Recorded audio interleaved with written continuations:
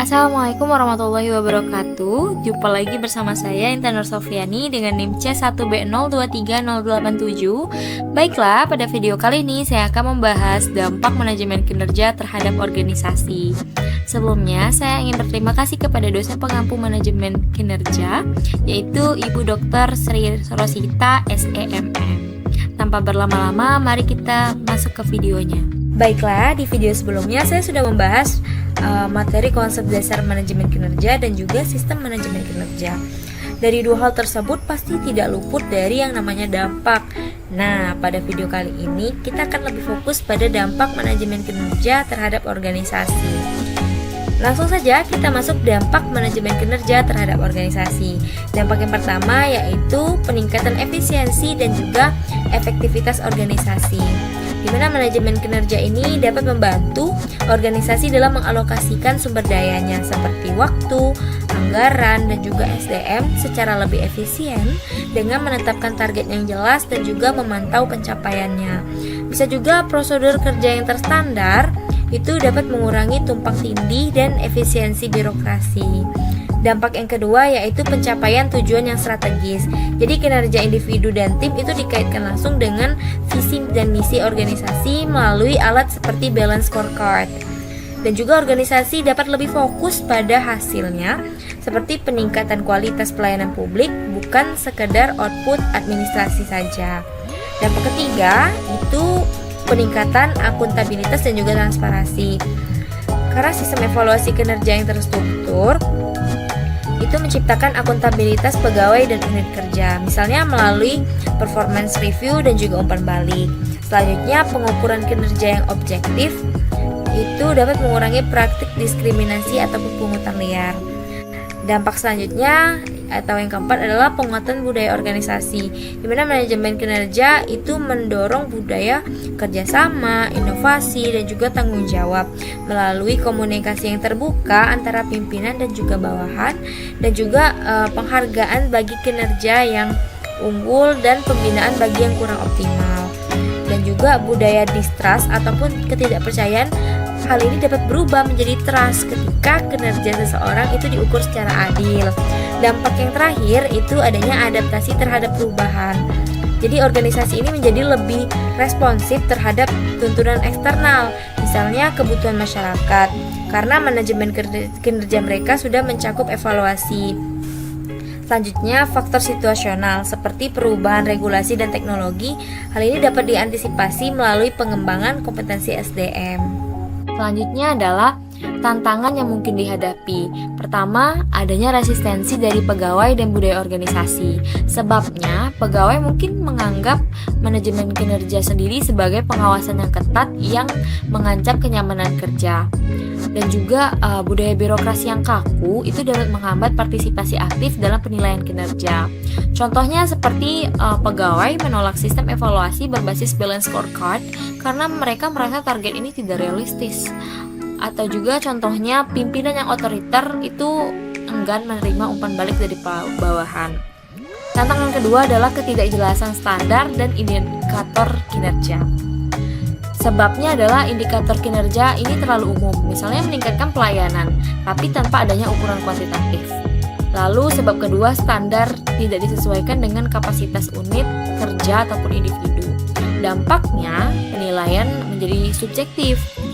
Hal ini dapat memicu ketidakadilan dan juga demotivasi. Contohnya seperti pegawai di unit layanan publik itu dinilai kurang responsif, tanpa adanya definisi jelas soal waktu respon yang ideal. Tantangan yang ketiga adalah kurangnya kompetensi SDM. Hal ini disebabkan karena pegawai itu kurang terampil dalam menggunakan alat manajemen kinerja. Dan juga pimpinan tidak terlalu terlatih untuk memberikan coaching ataupun umpan balik. Contohnya seperti penilaian kinerja hanya berbasis senioritas saja tetapi bukan pencapaian target. Atau juga pelatihan pengembangan kompetensi tidak tersedia akibat anggaran yang terbatas. Tantangan yang keempat adalah keterbatasan infrastruktur dan juga sistem pendukung.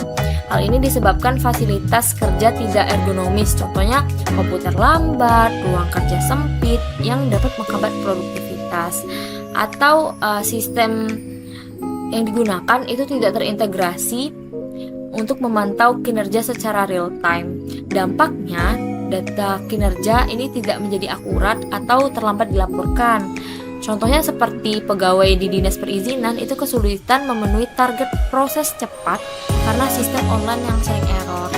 Tantangan yang kelima adalah ketidaksesuaian antara reward dan juga kinerja. Hal ini disebabkan insentif seperti promosi, bonus itu tidak terkait langsung dengan hasil penilaian kinerja. Ataupun juga organisasi publik seringkali terikat aturan rigid tentang penggajian dan juga kenaikan pangkat.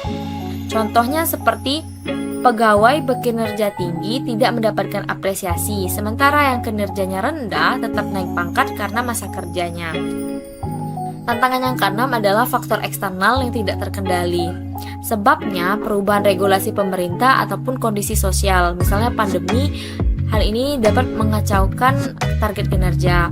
Dan juga tekanan politik itu bisa mempengaruhi objektivitas penilaian, misalnya intervensi dalam promosi jabatan.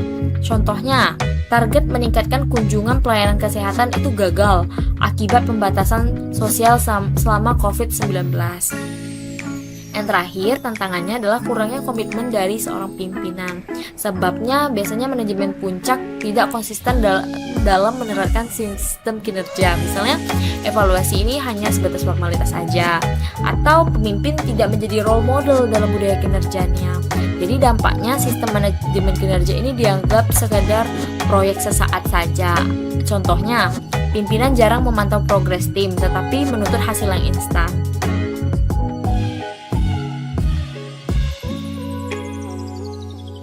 Selanjutnya kita masuk ke dampak manajemen kinerja bagi karyawan.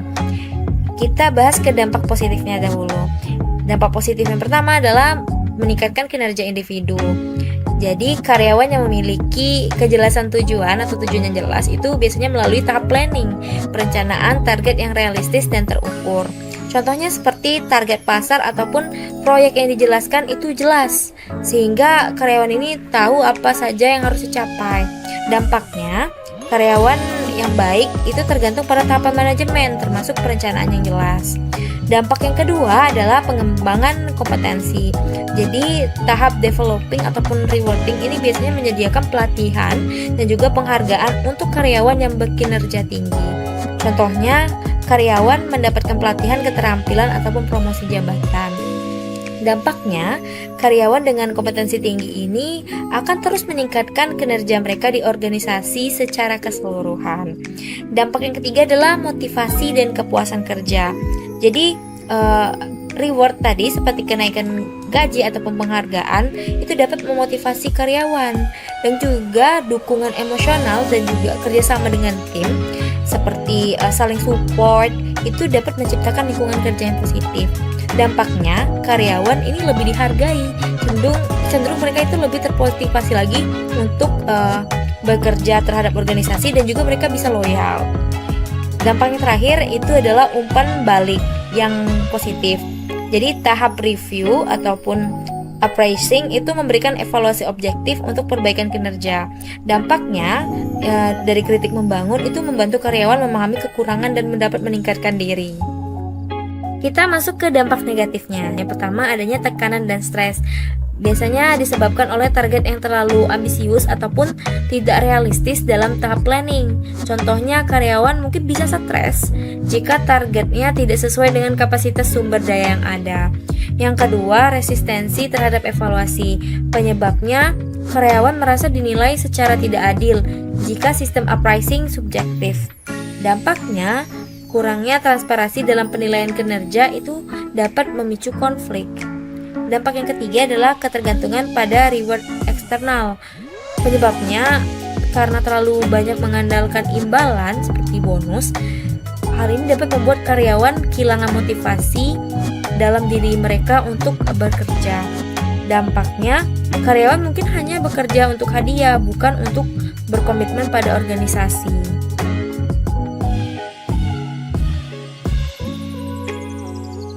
Kita masuk ke studi kasusnya dengan judul kontroversi sistem PIP atau Performance Improvement Plan di Amazon.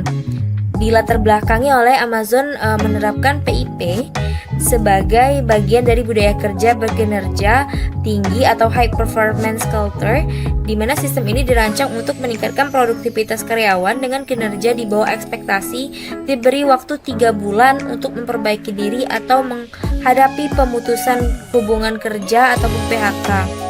Lalu mempertahankan standar kompetitif seperti kuota pengemasan di gudang yang mencapai 300 paket per jam, dan juga mengurangi biaya operasional.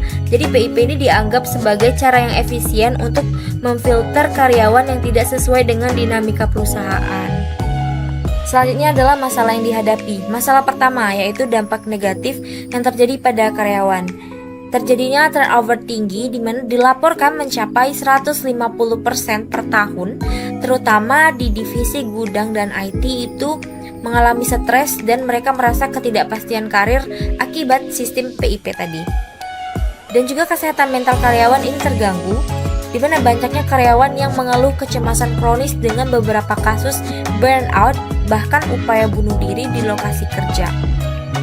Subjektivitas dalam penilaian PIP ini sering dianggap sebagai jalan keluar mudah untuk PHK karena kriteria kinerjanya tidak selalu transparan. Masalah yang kedua, itu terdapat kritik dari pihak eksternal, di mana media dan aktivis itu menuding bahwa PIP ini sebagai alat hire and fire yang tidak manusiawi. Dan juga terdapat tuntutan hukum dari beberapa mantan karyawan itu menggugat Amazon dengan tuduhan diskriminasi dan juga lingkungan kerja yang toksik. Masalah yang terakhir itu efek pada reputasi perusahaan. Jadi Amazon ini masuk ke dalam daftar tempat kerja terburuk versi Glassdoor tahun 2018 sampai 2021. Dan juga protes karyawan dan kampanye dengan hashtag Amazon Union memperkuat citra negatif mereka. Selanjutnya adalah solusi. Solusi yang pertama adalah penghapusan kuota PHK. Jadi Amazon ini menghentikan kebijakan wajib mem-PHK persentase tertentu karyawan melalui PIP, dan mereka itu lebih fokus beralih ke mentoring dan juga pelatihan ulang sebelum menerapkan PIP. Solusi kedua adalah program reskilling. Jadi mereka menginvestasikan sebanyak 700 juta US dollar pada tahun 2020 untuk pelatihan keterampilan baru bagi karyawan yang berkinerja rendah seperti kursus pemrograman AWS. Solusi ketiga adalah transparansi dalam metrik kinerja. Jadi mereka ini memperjelas kriteria penilaian dengan KPI terukur, misalnya akurasi pengemasan bukan hanya kecepatan, dan juga partisipasi dalam proyek yang kolaborasi. Solusi yang terakhir yaitu penguatan umpan balik. Jadi mereka itu menggunakan feedback atau penilaian 360 derajat untuk mengurangi bias manajer, dan juga sesi check-in mingguan untuk menggantikan evaluasi tahunan. Baiklah, kesimpulan yang dapat diambil, jadi manajemen kinerja ini memiliki peran krusial dalam meningkatkan efisiensi, akuntabilitas, dan juga pencapaian tujuan organisasi, sekaligus mendorong pengembangan kompetensi dan motivasi karyawan. Namun terdapat tantangan-tantangan yang dapat menghambat efektivitasnya. Untuk mengatasi hal ini diperlukan pendekatan yang partisipasif seperti pelatihan berkala, sistem reward yang adil, serta dukungan infrastruktur yang memadai. Dengan adanya penerapan yang tepat, manajemen kinerja tidak hanya memperkuat kinerja organisasi, tetapi juga menciptakan lingkungan kerja yang lebih positif, lebih produktif, dan juga lebih kolaboratif. Baiklah, sekian video pemaparan dari saya. Maaf apabila ada salah kata. Saya akhiri. Wassalamualaikum warahmatullahi wabarakatuh.